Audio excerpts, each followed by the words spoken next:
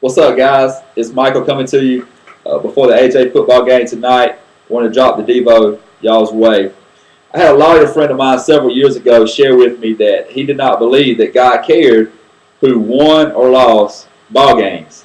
And I've never forgot that statement that he made to me. And here lately, I've been thinking a little bit more about that. And I look back, and I personally have had the opportunity to do a little bit of coaching. For 4 years, I coached basketball, church basketball that was. And every year we finished in the top three.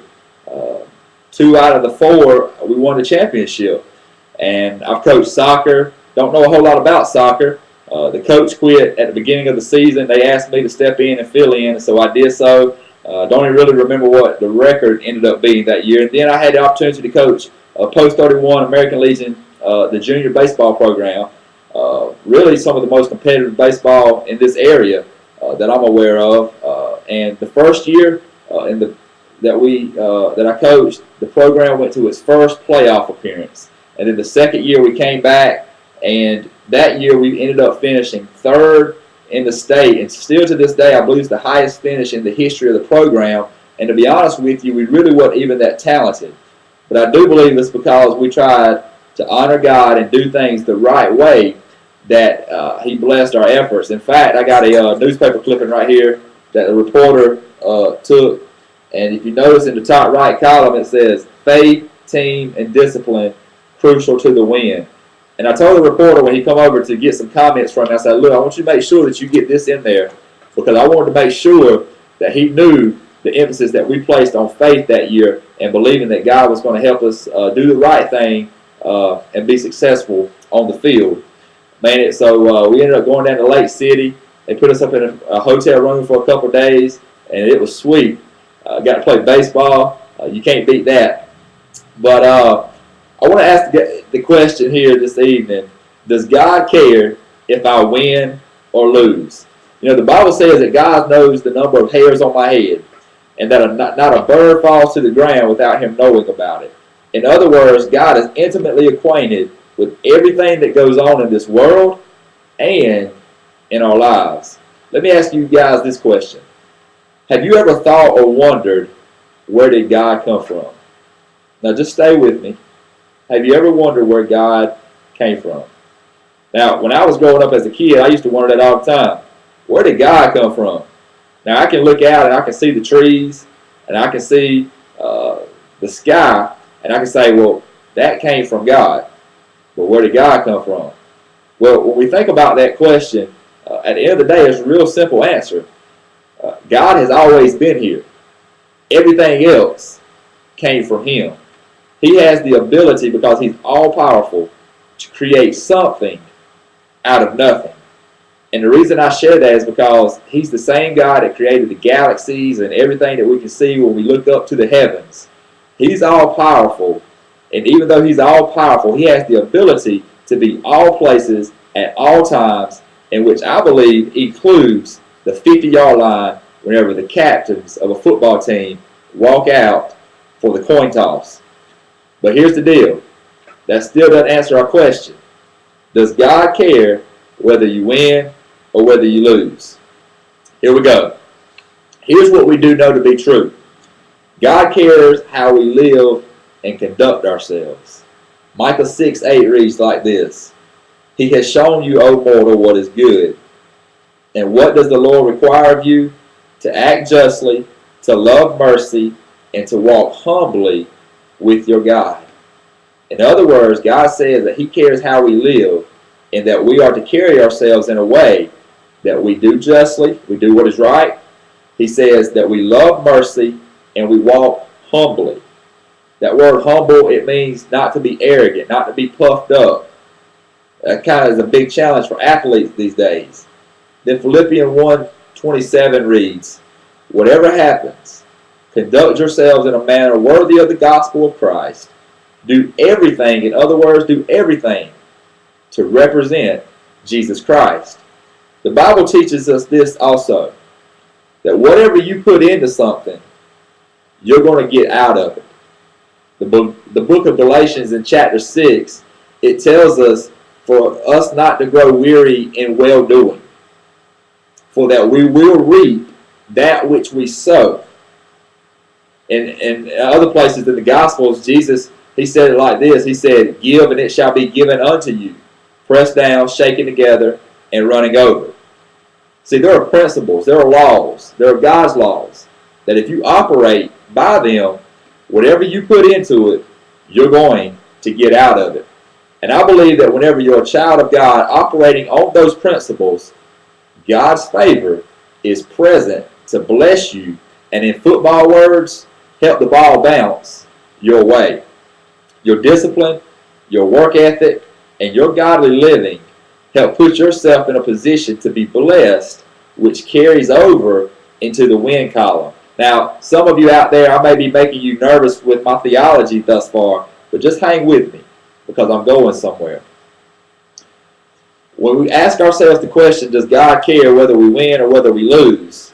We must understand two facts about this whole topic.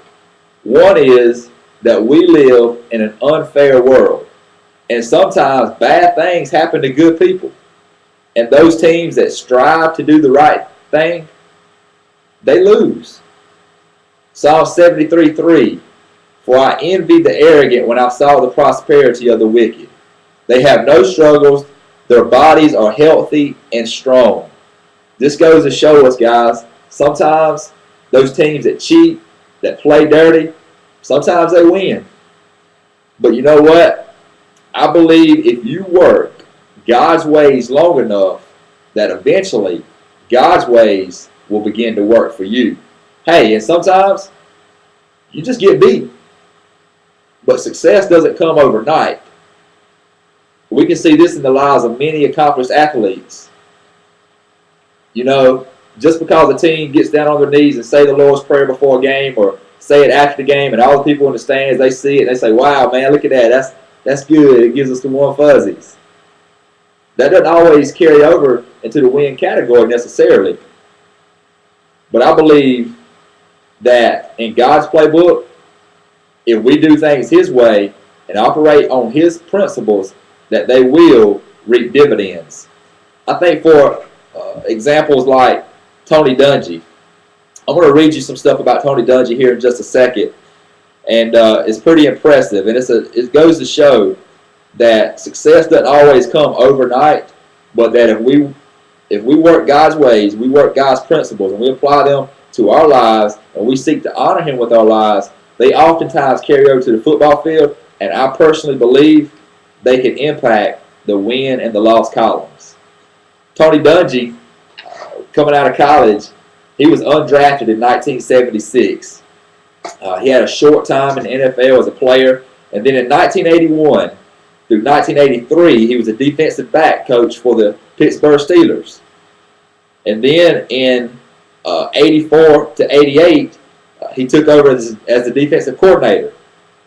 89 to 91, back to the defensive backs coach for the Kansas City Chiefs. 92-95, Minnesota Vikings, defensive coordinator. Tampa Bay Buccaneers in 1996 through 2001 was when Tony Dungy got his first shot at being a head coach for National Football League. During that tenure, he had up and down career. It wasn't until 2002 when he took over the Indianapolis Colts that in that 6-year time frame from 2002 to 2008 that we know Tony Dungy as today as the two-time Super Bowl champion head football coach. We know that he's been mentor to several NFL football players. He's a respected author in his respect.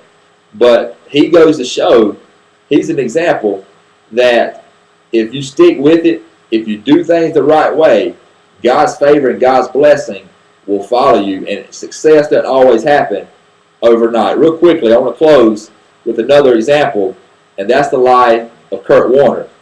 Kurt Warner, likewise, coming out of college, just like Tony Dungy, he went undrafted. He tried out for the Green Bay Packers, and he was cut. And that year, Kurt Warner was shelving groceries, stocking groceries at a grocery store, making $5.50 an hour. In '95, he signed with Arena Football, had some success. In 98, he signed with the St. Louis Rams as the third-string quarterback. In 1999, the first-string and the second-string quarterbacks got cut. They brought in a guy by the name of Trent Green, who was going to be the starting quarterback, ended up getting hurt, which led to the second-string quarterback, Kurt Warner, to step in. He finally got his shot in 99, and when he got his opportunity, let me read you what ended up happening that year. Warner put together one of the top seasons by a quarterback in NFL history, throwing for 4,353 yards with 41 touchdown passes and a completion rate of 65.1%.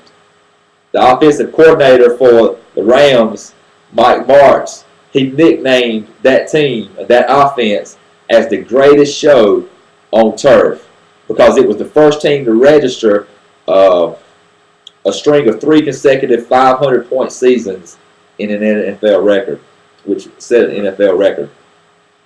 Oftentimes, we see people's glory, but we don't know their story. Kurt Warner is a spokesman for the Christian faith today, firm believer in Jesus Christ.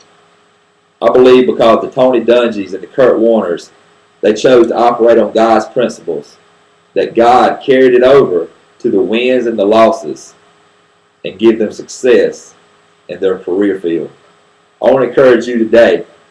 I believe that if you put God first and you work God's principles and you seek above all to put Him at the center of your life as the Lord of your life, if you work His ways, eventually His ways will work for you. God bless you. Thank you for tuning in. See you next time.